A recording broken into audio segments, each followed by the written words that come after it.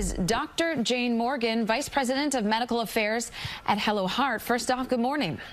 Good morning, Natalie. So can we just get first into what is Mpox and how does it affect your body? Mpox is a virus from the orthopox virus family. This is important because it's similar to smallpox as opposed to chickenpox. Many people think that it's very similar to chickenpox, and if they've been immunized against chickenpox, then they're also protected against Mpox. And this is absolutely not true. It is in the smallpox family. This virus can cause fever, malaise, meaning fatigue, and swollen lymph nodes. And then about 1 to 5 days later, you start to get these blisters on your face and in your genital area.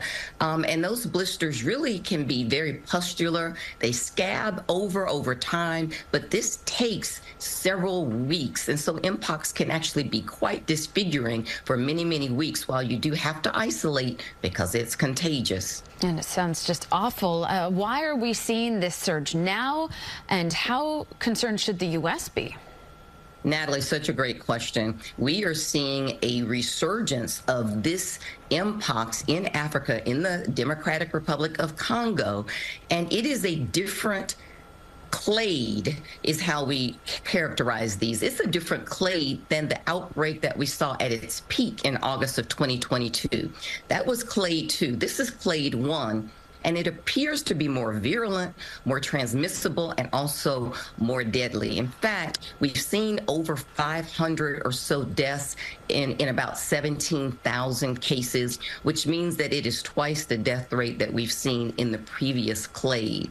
What's also interesting about this one is that we previously saw it mostly in men who are having sex with men. We are seeing it here in Africa. A large percentage of people who are being impacted are children.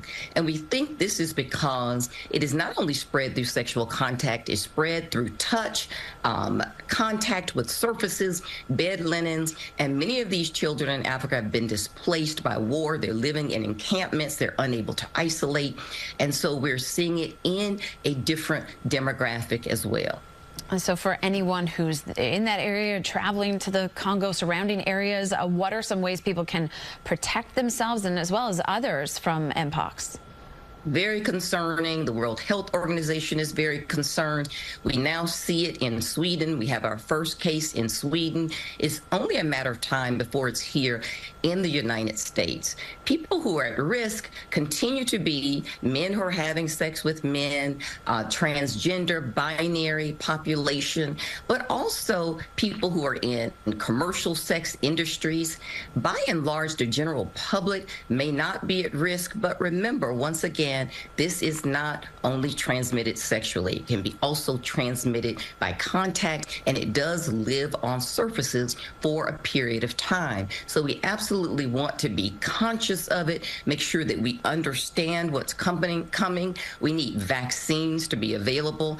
In Africa, there's a big shortage of vaccines, so we are asking all world countries that do not have the cases now to send vaccines to Africa, because if we can contain it there, we can slow the tide of how it marches across the West into Europe and into the United States. So this truly is a global interdependent situation scientifically, where we want to contain it in order to keep it from coming here to the United States and keep it from spreading once it does arrive. Yes, well, medical officials will be watching this very closely. Thank you so much, Dr. Jane Morgan, Vice President of Medical Affairs at Hello Heart. Thanks so much for joining us this morning. Natalie.